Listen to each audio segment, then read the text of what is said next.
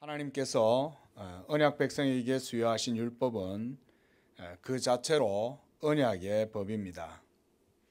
하나님과 성도 사이에 언약이란 얼마나 중요한지 창조주이신 하나님께서 피조물인 인간과 생명의 연합과 교제를 하기 위해서 마련하신 것이 바로 언약입니다.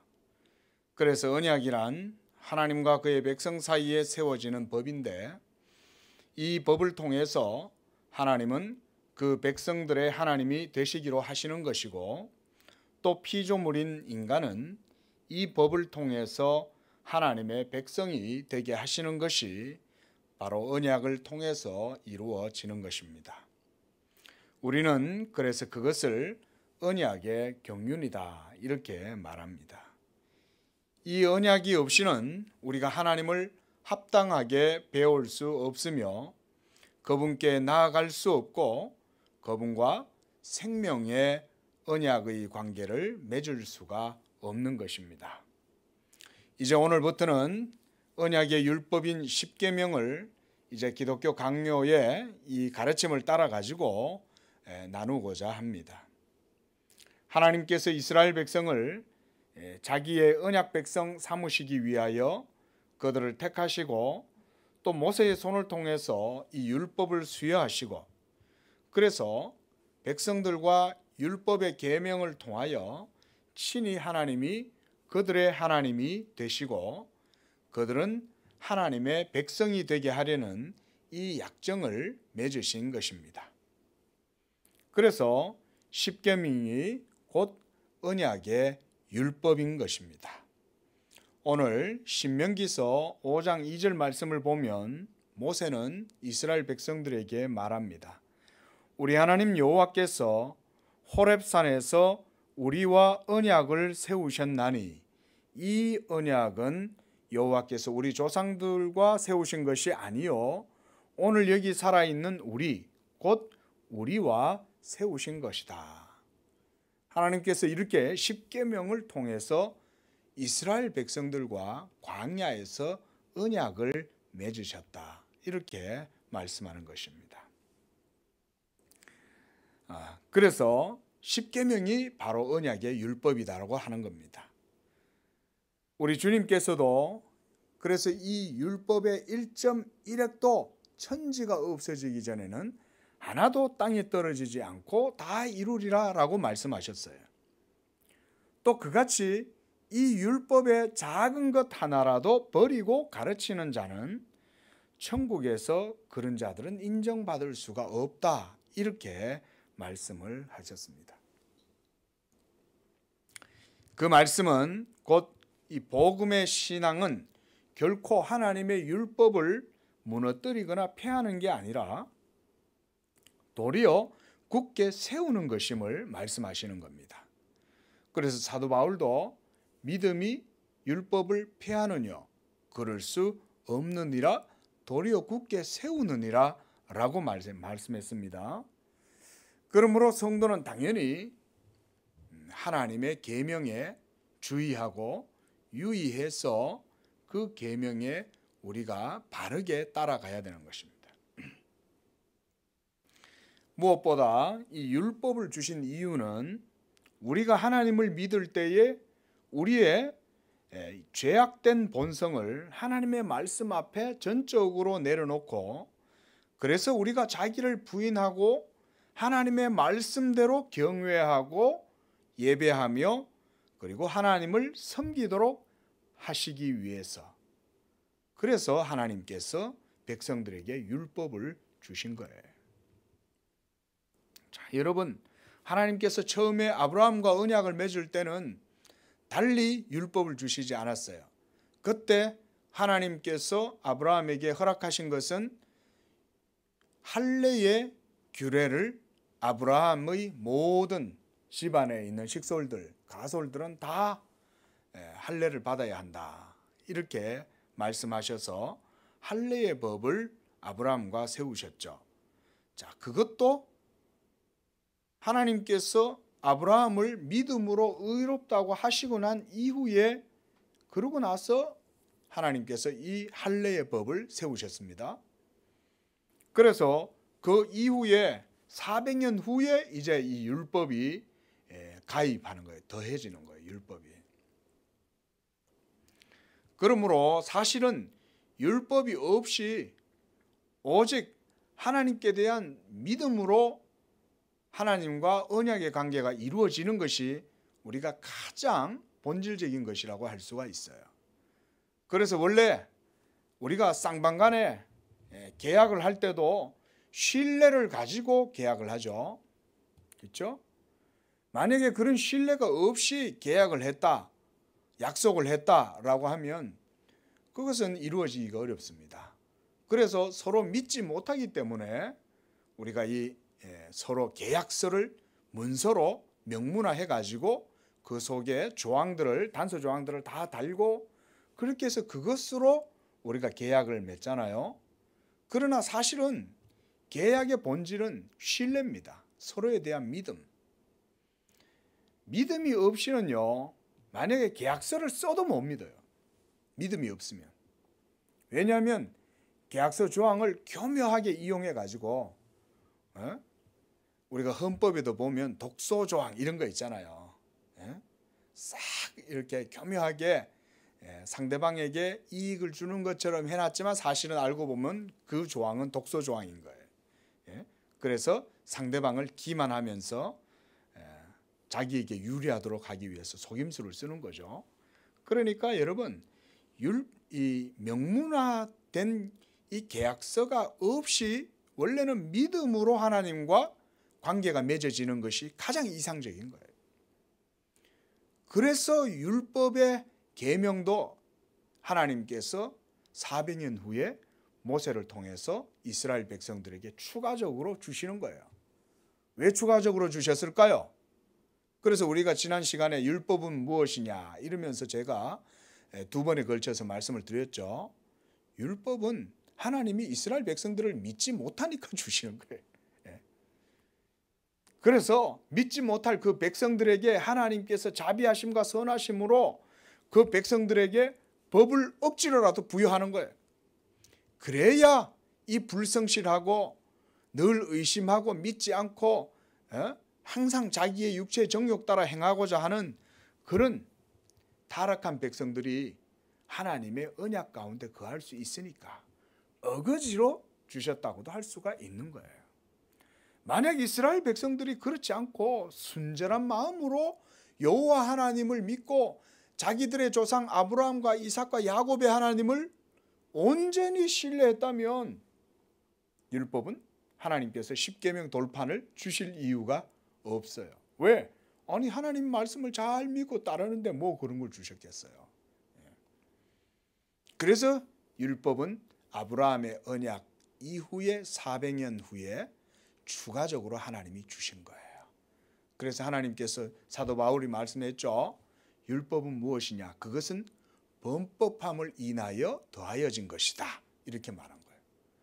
범법함이란 인간들이 하나님의 언약에 불성실하고 늘 그것을 떠나고 반역하고 그렇게 해서 죄를 범하기 때문에 죄 짓지 말라고 주셨다 이 말인 거예요.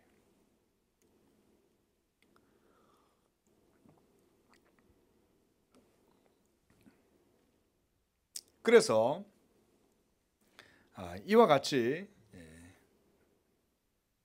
하나님께서 이것을 율법을 주신 이유는 우리 성도들이 연약한 믿음이 흐트러지지 아니하고 하나님의 말씀에 온전하게 거할 수 있도록 하시기 위해서 주셨다는 것이죠.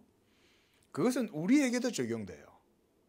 여러분들이 신약 성도들이고 예수님을 믿음으로 의롭다함을 얻고 하나님 나라의 백성이 되고 하나님의 자녀가 되었다고 하지만 여전히 우리 속에 있는 죄의 법이 우리를 꺾어서 성령의 법에 굴복치 못하도록 만들잖아요.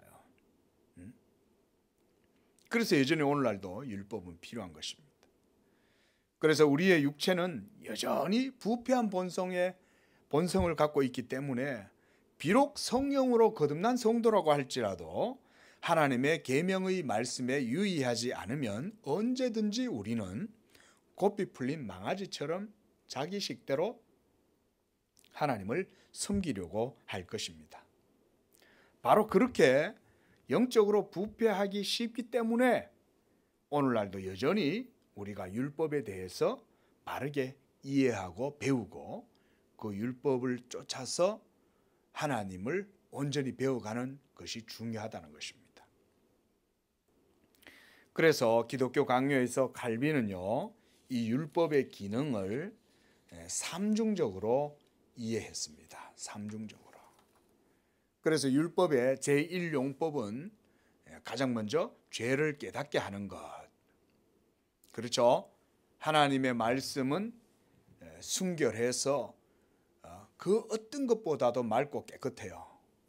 그래서 죄인이 하나님의 이 율법의 말씀을 들여다보면 그 말씀이 죄인의 눈에는 거울과 같이 비추어져서 그 말씀을 들여다보고 있는 자신의 죄성을, 부패성을 깨닫게 해준다. 그 죄를 깨닫게 해주는 율법은 영혼의 거울이다. 이렇게 말씀하죠. 그리고 제2용법, 이것은 제1용법과 좀 비슷하긴 한데 형벌에 대한 두려움으로 죄인의 양심을 억압하는 거예요. 억제하는 거예요. 그래서 죄를 지으려고 막 방종하고 날뛰려고 막 그럴 때 율법이 그런 죄인들의 굴레가 되고 멍에가 되어 가지고 그래서 거듭나지 않은 상태의 심령을 억제하는 거예요. 그 겁을 주는 거죠. 자유롭게 죄를 짓지 않는 착한 마음을 가지고 있는 사람들은 경찰을 봐도 두려워하지 않습니다. 그냥 경찰을 만나도 수고하십니다 이러면서 고생하시네요 이러지, 경찰을 보면 괜히 마음에 찔리고 뭔가 캥기는 게 있어가지고 어딘가 숨고 싶고 경찰차가 저기 있으면 딴 데로 돌아가고 싶고 그러지 않는 거죠. 그런데 죄인은, 그리스도로 인해서 거듭나지 못한 죄사함의 확신이 없는 사람은 율법에 의해서 늘 이것이 굴레로 작용을 하는 거예요. 그래서 이것이 바로 이제 율법의 두 번째 용법이다. 그 다음 제3용법은요, 이게 이제 중요한 거예요. 여기에서 율법의 순기능이 이제 드러나는 것입니다. 그래서 성령으로 거듭난 성도의 삶에 율법이 도덕적 규범으로 작용을 합니다. 그러니까 우리가 예수님을 믿는다 하면서 율법의 계명과 우리가 분리되거나 떨어질 수 있는 것이 아니라는 거죠. 도리어 더 가까워지는 거예요. 예수 믿음으로. 그래서 믿는 자가 거룩하고 의로운 삶을 살아갈 수 있도록 해주는 것이 율법의 3용도예요. 제3용법. 그래서 하나님의 법에 순응해서 성도가 성화의 삶을 살아갈 수 있는 모든 동기를 율법이 제공을 해줘요. 성령께서 여러분들을 성화하게 하실 때, 거룩하게 여러분들을 성화로 나아가게 하실 때에 성령께서도 하나님의 계명의 법인 율법을 쓰신다 이 말인 거예요. 그래서 성도가 예수 믿음으로 의롭다함을 얻지만 그 믿음이 율법과 충돌을 일으키거나 어긋나게 된다면 그것이 율법의 문제가 있어서일까요? 아니면 그의 믿음에 문제가 있는 것일까요? 어떤 것일까요? 당연히 하나님의 율법은 영원히 변치 않는 절대 불변의 법이에요. 왜냐하면 하나님이 주신 거잖아요.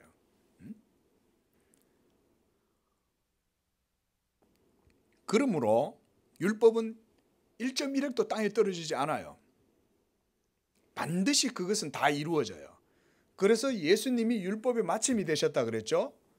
그래서 그리스도께서 이 율법에 순종하심으로 이 모든 의를 십자가에서 다 이루셨을 때 거기에서 주님이 율법의 마침이 됐다고 해서 율법이 폐하여진 게 아니라 주님은 사랑으로 율법을 완성하신 거예요. 그러므로 신약 성도들에게는 완성된 율법이 주어졌다 이렇게 생각해도 되겠죠. 그 율법이 주어지되 그 율법은 더 이상 구약의 베일에 가려진 율법이 아니라 이제 이 율법은 예수 믿는 자에게는 도리어 자유하게 하는 율법인 거예요. 그래서 야고보도 자유하게 하는 율법을 들여다보고 있는 자는 이렇게 말했어요. 안 그러면 그 율법 앞에서 당신이 죄인이다라는 말밖에 할 게 없겠죠.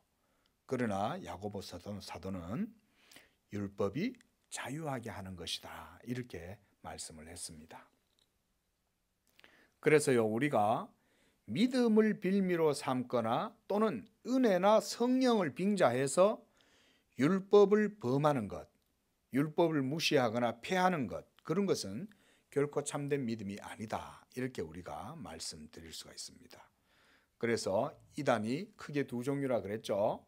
하나는 율법주의, 하나는 율법 폐기론. 이 두 종류가 동일한 이단입니다. 그래서 사도 바울도 로마서 6장 1절에서 그랬죠. 은혜를 더하게 하려고 죄를 범하겠느냐. 그러니까 하나님의 은혜를 더 누리면 누릴수록 그러면 내가 율법에서 멀어지고 내가 마음껏 죄도 짓고 그럴 수 있느냐? 그럴 수 없다는 거죠. 하나님의 은혜가 내게 깊어지면 깊어질수록 그 하나님의 율법의 계명에 대해서 내가 더욱더 충성하고 성실해지는 것이 당연한 거죠. 그래서 율법은 여전히 성도의 삶에 도덕적 규범으로 작용하되 성도의 연약한 믿음을 지탱해 줍니다. 그리고 그것을 유지해 주고 또는 권고하고 경계도 해주고 때로 율법이 책망을 하는 역할을 해서 성도들로 하여금 율법의 의 앞에 교만해지지 않고 겸손하게 그리스도의 의에 무릎을 꿇도록 해주는 거예요. 율법이 사람을 속이는 것은 사람 자신이 속는 거죠. 내가 율법의 의를 행할 수 있다는 자만심, 교만, 이거 아닙니까? 그래서 내 힘과 내 능력으로 의를 행할 수 있다라고 하는 그런 착각이 바로 예수 믿음, 십자가를 거스르는 거죠. 그러므로 율법이 찌르는 거예요. 찔레처럼, 가시처럼 찔러요. 그렇게 해서 성도로 하여금 온전히 그리스도를 바라보게 하고 성령에 순복하는 역할을 하는 것이 율법이다. 이게 바로 칼빈이 말하는 율법의 제3용법이에요. 세 번째 용법. 이것이 바로 예수 믿는 신약 성도들에게 여전히 율법이 유효한 거죠. 이제 신약의 예수 믿는 성도들은 그들도 예수 믿음으로 하나님의 언약 백성이 되는 거예요. 성령으로 거듭나서 거룩하고 의로운 삶을 살아갈 때에 율법이 그들의 삶의 규범이 되고 말씀에 순종하는 삶을 살아갈 때 하나님께서 율법에 약속하신 복을 누리게 하시는 거예요. 그래서 우리가 신명기서 말씀에 보면 이렇게 모세가 축복과 저주를 동시에 선언하잖아요. 하나는 세일산에서 하나는 에발산에서 막 이렇게 율법의 저주와 축복을 선언을 하는 것은 그것은 오늘날도 여전히 동일한 거예요. 율법은. 그래서 이제는 예수님을 믿고 성령을 쫓아서 행함으로 하나님의 율법의 요구가 성도의 삶 속에 이루어지게 하실 때에 그 율법이 그들의 삶의 규범이 되어 말씀을 순종하는 성도의 삶 가운데에 하나님의 언약의 복, 그 하나님의 축복이 그 율법에 약속하신 복을 누리게 하시는 것입니다. 오늘날도. 그리고 또 율법에 순종했을 때에 그 순종으로 말미암는 그 행위에 대한 상도 하나님은 약속해 주셨어요. 오늘날도 마찬가지인 거예요. 그래서 비록 성도의 행위가 불완전하지만 여러분, 우리가 하나님께서 우리가 율법에 순종했을 때 그 순종으로 말미암아 상 주시고 복 주신다고 할 때 우리가 착각하면 안 되는 게 뭐냐면 내 행위가 완전해서 하나님이 내게 행위의 의를 따라서 주시는구나. 이게 아닙니다. 여기에서 나중에 한번 보게 되겠지만 이중적 칭의의 교리가 있어요. 우리 개혁주의의 중요한 교리입니다. 이중적 칭의의 교리란 뭐냐면 예수 믿음으로 우리가 의롭다함을 얻는 거예요. 그리고 예수님을 믿은 이후에 성도들이 믿음으로 하나님의 계명의 말씀을 따라서 순종하고 행하면 그의 행위에 믿음의 행위에 대해서도 하나님이 동일하게 의롭다고 여겨주시고 상을 주신다 이 말이에요. 이거 중요한 교리입니다. 이중적 은혜의 교리다 이렇게 말할 수가 있습니다. 믿음도 은혜고 행함으로 상 받는 것도 은혜로 받는다 이 말이에요. 이게 중요한 교리예요. 자, 그래서 여러분들이 하나님의 계명을 쫓아서 믿음으로 살려고 노력하는 그 자체를 하나님은 기뻐하시는 거예요. 그렇다고 해서 우리가 완전하게 율법에 완벽하게 퍼펙트하게 행해서 하나님이 기뻐하시는 게 아니에요. 그래서 칼빈은 이렇게 말했어요.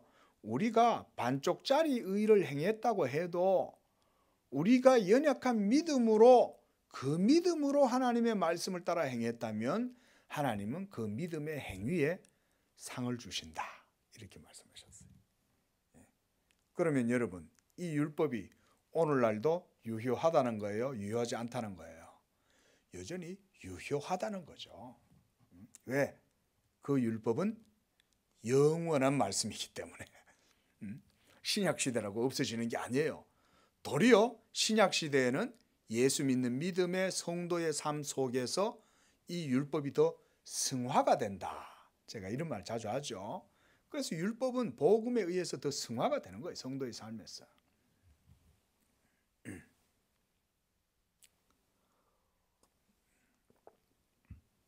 자, 이렇게 언약의 법으로서 이제 십계명을 이제 말씀을 드리려고 합니다.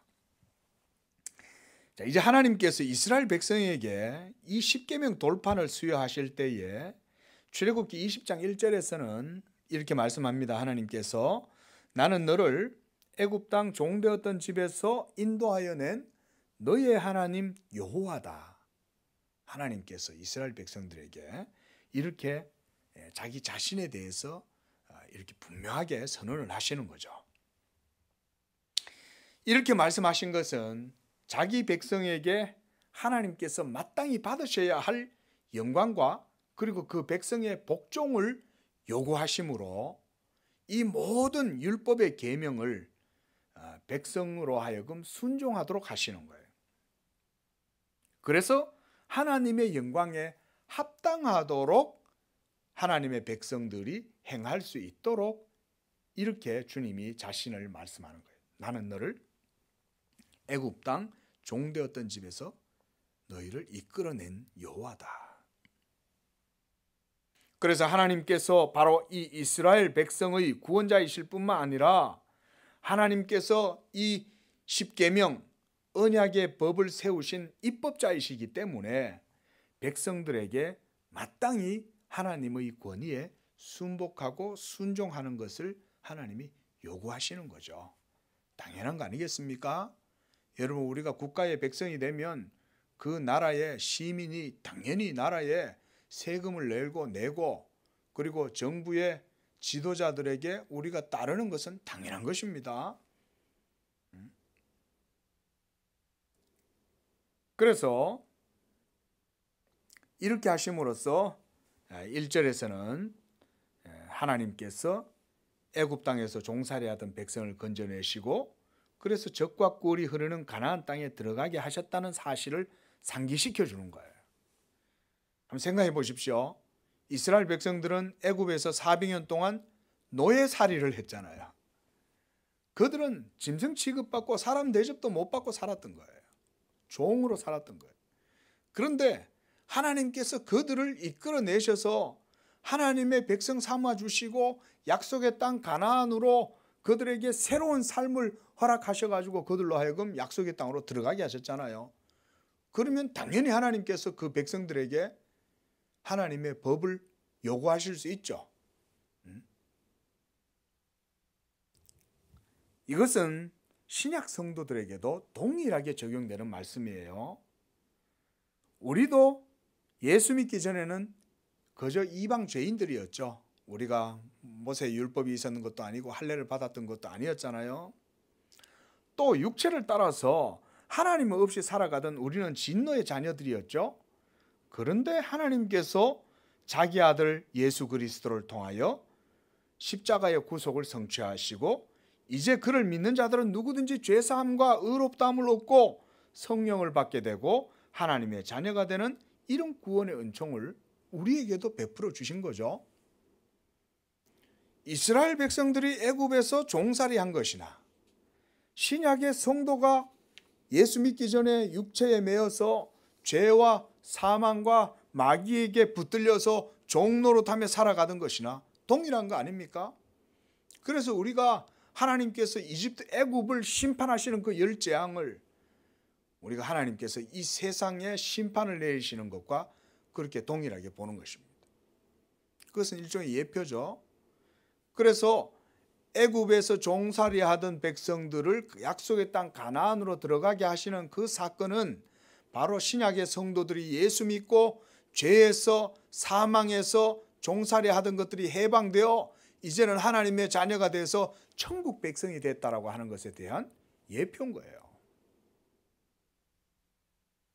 그런데 우리를 이렇게 엄청난 죄와 사망의 세력에서 건져내 주셨으니 우리가 당연히 우리의 구원자이신 그 하나님께 그의 법을 쫓아서 순종하며 살아가는 것은 당연한 거 아니겠어요?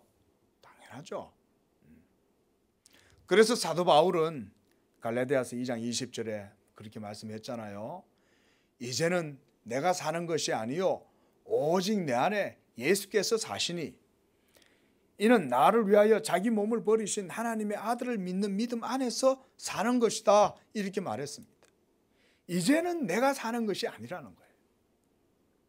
하나님께서 이스라엘 백성들에게도 그렇게 말씀하시는 거예요. 이제는 너희가 애굽의 지배를 당하고 거기서 종살이 하듯이 사는 것이 아니라 이제 너희를 구원해 주신 여호와, 너희를 애굽에서 건져내신 그 하나님 여호와의 신민이 되어서 너희가 그렇게 살아가는 백성이 되었다. 이 말씀을 지금 하고 있는 것입니다. 그러므로 여러분, 하나님의 원수였고 진노의 자식들이었던 우리를 예수 믿음으로 거듭나게 하시고 새 생명의 존재가 되게 한 것을 우리가 바르게 고백하고 바르게 감사한다면 이제 이 율법은 더 이상 우리를 정죄하거나 여러분들을 올가매거나 또는 여러분들을 두렵게 하거나 그런 것이 아닌 거예요. 이제 예수 그리스도로 말미암아 이 죄사함과 구원의 은혜를 받은 성도에게 있어서 율법은 더 이상 그런 것이 아니라 달콤한 송이꿀보다 더단 하나님의 말씀이 되는 거예요. 그래서 이제는 거듭난 성도에게 있어서 율법은 삶의 궁극적인 가치가 되는 거예요. 그리고 목적이 되는 것입니다. 거룩하고 영광스럽고 복되신 하나님의 계명의 율법에 순종하는 것이 그래서 성도에게 가장 달콤하고 귀한 것이라고 이렇게 시편 기자도 말하고 있어요.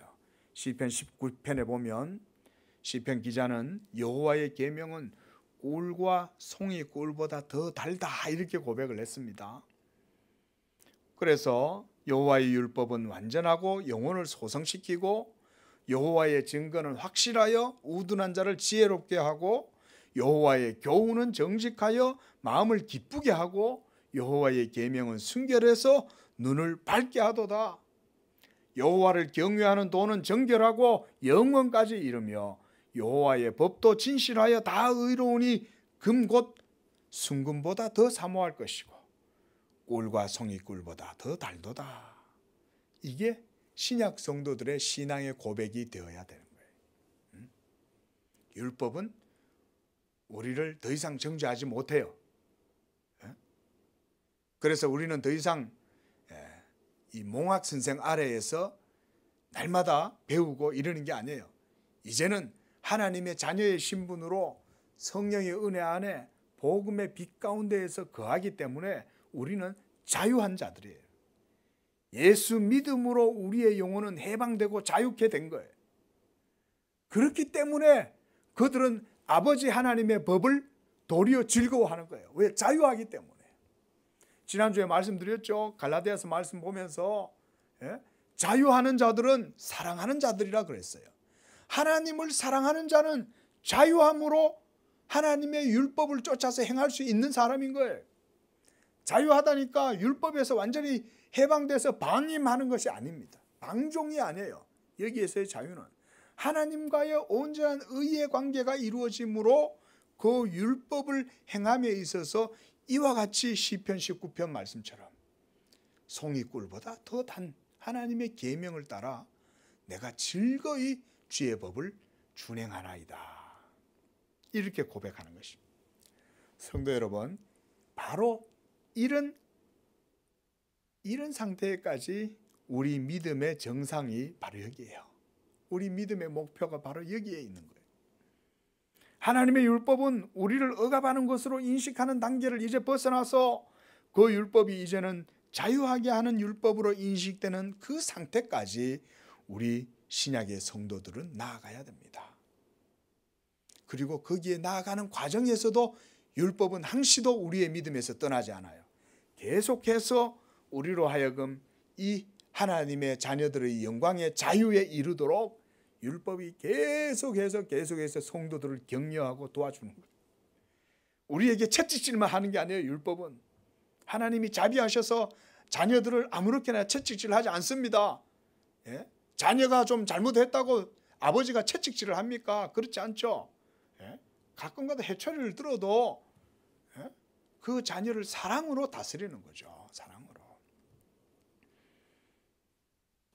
그래서 하나님께서 이 제1계명에서 오직 하나님께만 돌려야 할 것을 다른 어떤 것에게도 돌리지 말라고 명령을 하시는 거예요. 신명기서 5장 7절 말씀에 나 외에는 다른 신들을 내게 두지 말지니라 이렇게 말씀했습니다. 이 첫 계명이 우리에게 하시는 말씀의 의미는 바로 하나님께 돌려야 할 것을 다른 어떤 것에도 돌리지 말라는 거예요. 심지어 여러분들 자신에게도 돌려서도 안 되고, 그리고 여러분들이 좋아하고 가치 있게 여기는 그 어떤 것으로도 돌려서도 안 되는 거예요. 사람에게도 돌려서도 안 되고 우상에게도 돌려서도 안 되고 그 어떤 돈이나 명예나 세상의 영광에 돌려서도 안 된다.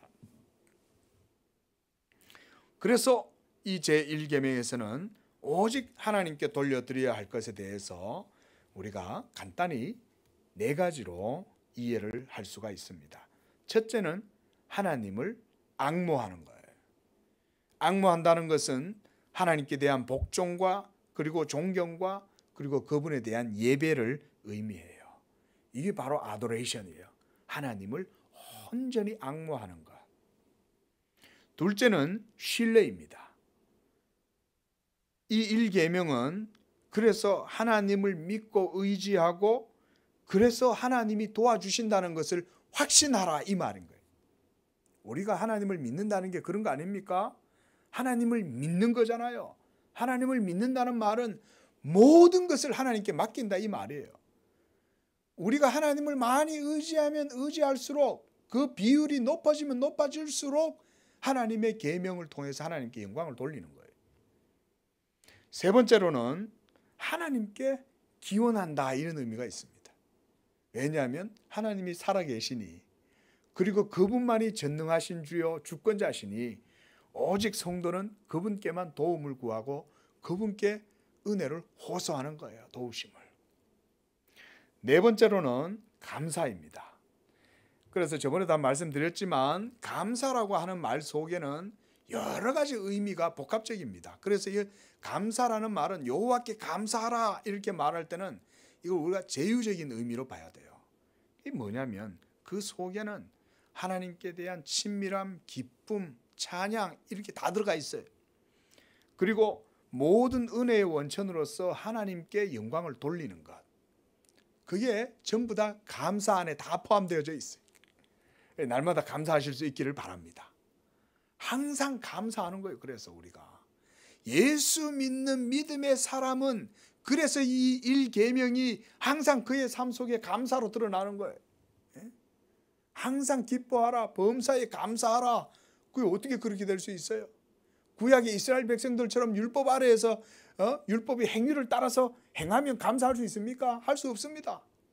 오직 예수 믿음으로 성령의 은혜가 임하고 그 가운데에 자유함을 확신하는 자만이 하나님께 진정한 감사를 할 수 있죠.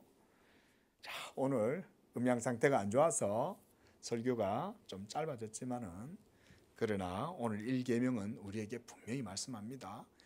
예수 그리스도를 믿고 성령으로 거듭난 성도는 이와 같이 하나님만 의지하고 온전히 그 하나님께 합당한 영광을 돌릴 수 있는 바로 그런 성숙한 성화된 믿음에 나아가는 것입니다. 이것이 바로 하나님께서 1계명을 통해서 예수 믿는 여러분들에게 하나님께서 요구하시는 뜻입니다. 기도하겠습니다.